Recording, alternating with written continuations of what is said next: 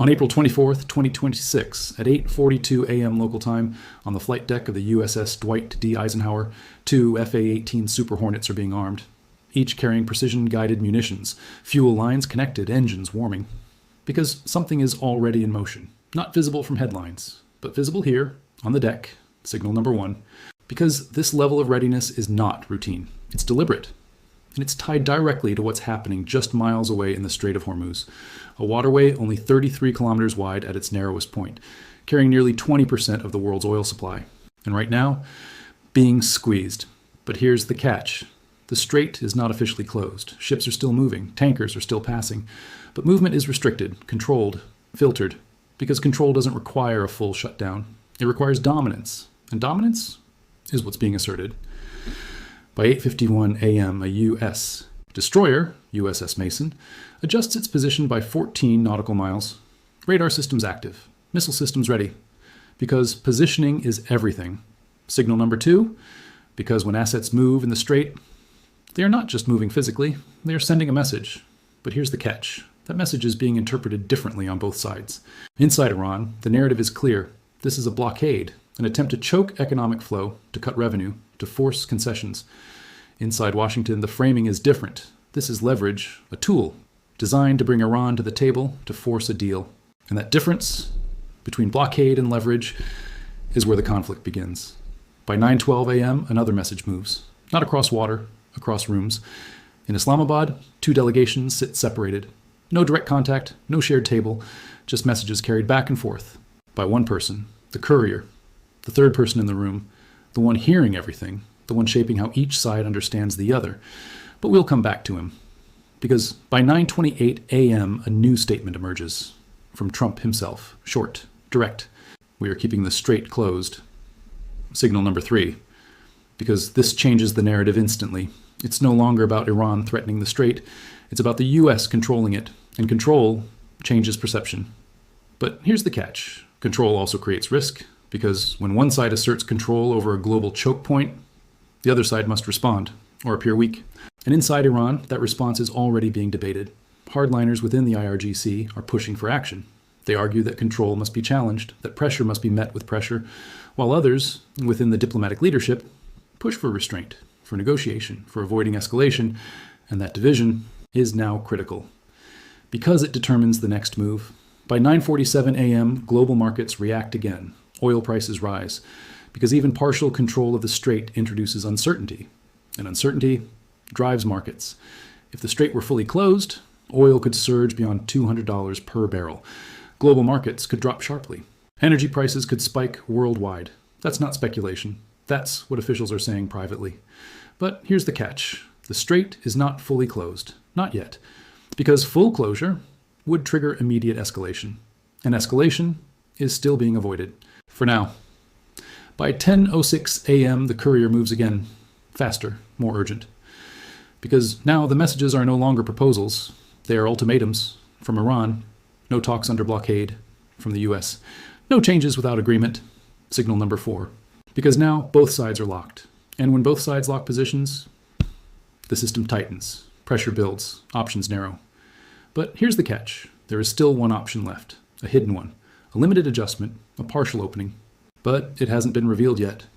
By 10:32 a.m., the military situation tightens again. Another destroyer enters the operational zone. Air patrols increase to one sortie every 15 minutes. Surveillance expands. Because control must be maintained, and maintaining control requires presence, constant presence. Signal number 5. Because now the strait is no longer just a waterway, it's a pressure point, a lever being pulled. But here's the catch. Levers can break, if too much force is applied. And right now, force is increasing. By 11:01 a.m., the first signs of strain appear. Shipping slows slightly. Insurance costs rise. Routes begin adjusting, because uncertainty changes behavior even before disruption happens. And that behavior feeds back into the system, increasing pressure further. Because now, the impact is not theoretical. It's real and growing. By 11:26 a.m., internal friction inside Iran intensifies.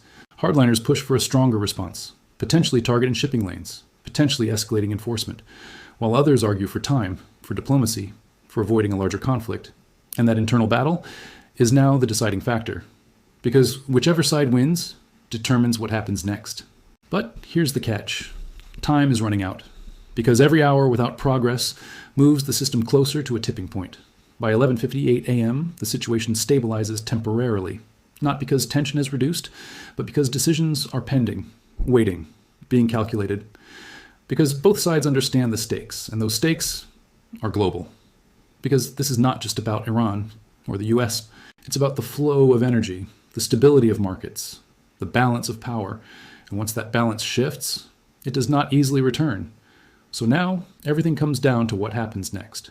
Because within the next 24 to 72 hours, one of two outcomes will emerge. Either the pressure produces a deal, a controlled outcome, a temporary stabilization, or it doesn't, and escalation begins. And if escalation begins, it will not stay contained, it will spread across the region, across markets, across alliances, rapidly, unpredictably, irreversibly. So now the question is no longer who controls the strait.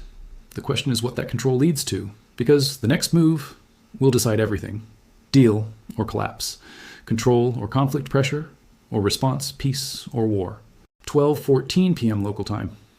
Inside a secured operations room overlooking the Strait of Hormuz, a digital display tracks every vessel within a 60 nautical mile radius. 37 ships, 8 tankers, 5 naval assets. The rest, commercial traffic, all moving, but not freely. Signal number 6, because movement is now being shaped, directed, influenced, and that influence is the real form of control. Here's what nobody is telling you. The strait is not closed in the traditional sense. There are no mines, no barriers, no official shutdown. Instead, it's being filtered. Selected ships pass, others are slowed, some are inspected, and a few are stopped completely. Because control today doesn't require blocking everything. It requires controlling enough to create pressure. And that pressure is now being applied at multiple levels. Military, economic, psychological. But here's the catch. Pressure works both ways. Because the more control is asserted, the more response is expected. By 12:37 p.m. inside Tehran, a separate discussion is unfolding, not public, not confirmed, but critical. Senior figures within the Islamic Revolutionary Guard Corps are debating next steps. Some argue for escalation, target additional vessels, increase enforcement, challenge U.S. positioning directly. Others push back, warning that escalation could trigger a wider confrontation, that it could invite direct military response, that it could spiral. And that internal friction is now the central variable, because whichever side wins this debate determines what happens next. Signal number 7, because decisions are no longer theoretical. They are immediate, operational, actionable. But here's the catch. Even within Washington, there is division. Because while the strategy is clear, apply pressure through control, the endgame is not. Some officials believe this will force Iran to accept a deal quickly. Others warn it could harden positions, trigger retaliation, extend the crisis. And that disagreement matters because it affects timing, intensity, limits. By 1:05 p.m., another signal appears. A commercial tanker slows its speed from 13 knots to just under 8. Not because it's forced, because it's uncertain. Because uncertainty changes behavior, even without direct action. And that behavior spreads. Other ships adjust routes, delay entry, request guidance. Because perception of risk is often enough. That's the domino effect, and it's already underway. But here's the catch. Domino effects don't stop at shipping. They extend outward, into energy markets, into global supply chains, into political decisions. Because if this continues, if pressure increases, the next phase becomes unavoidable. By 1:32 p.m., the courier moves again, faster than before, because now the messages are no longer just statements. They are proposals, conditional, limited, carefully worded. From one side, a partial easing of pressure, not full removal, just enough to allow movement. From the other, a limited commitment, not a full agreement, just enough to continue talks. Signal number 8, because this is the first real opening, a narrow path, a possible exit. But here's the catch. That path is fragile because it depends on trust, and trust is in short supply. By 1:58 p.m., another layer emerges, a leak, unconfirmed but detailed. It suggests a temporary maritime corridor is being discussed, a defined route, reduced enforcement, maintained shipping flow, not a solution, but a pause, a stabilization mechanism. And that leak spreads quickly because it introduces something new, hope. But here's the catch. Hope without agreement creates its expectation, and expectation can collapse. By 2:21 p.m., military posture remains unchanged. No withdrawal, no escalation, just presence, sustained, measured, because both sides are waiting, watching, calculating. Signal number 9, because this is the pause before decision, the moment where everything holds just long enough for one side to move. But here's the catch. Pauses don't last, because pressure builds during pauses, and pressure demands release. By 2:47 p.m., global markets react again. Oil ticks higher. Insurance premiums rise, shipping costs increase, because uncertainty is no longer hypothetical. It's active, visible, real, and that reality feeds back into the system, increasing urgency, increasing stakes, increasing risk, because now the consequences are spreading beyond the strait, beyond the region, into the global system. By 3:12 p.m., the internal debate inside Iran reaches a critical point. Hardliners push for a demonstration of strength, something visible, something undeniable, while others argue for patience, for securing even a partial agreement, for avoiding escalation. And that debate is no longer abstract. It is immediate, because decisions are being made now, not later. Signal number 10, because whichever path is chosen will trigger the next phase. But here's the catch. There is no perfect option. Every choice carries risk. Escalation risks conflict. Restraint risks leverage. Delay risks miscalculation. And miscalculation is how crises spiral. By 3:39 p.m., the courier delivers another message. This one different, and more specific, more urgent. A framework, partial adjustments, conditional steps, a possible path forward. But it requires something critical. Timing, immediate timing, because if it's delayed, the window closes, and once that window closes, it does not reopen easily. So now everything comes down to the next 24 to 72 hours. Not days, not weeks, hours. Because within that window, one of two outcomes will emerge. Either a limited agreement, a temporary stabilization, a controlled pause, or no agreement, no stabilization, and escalation begins. And if escalation begins, it will not stay contained.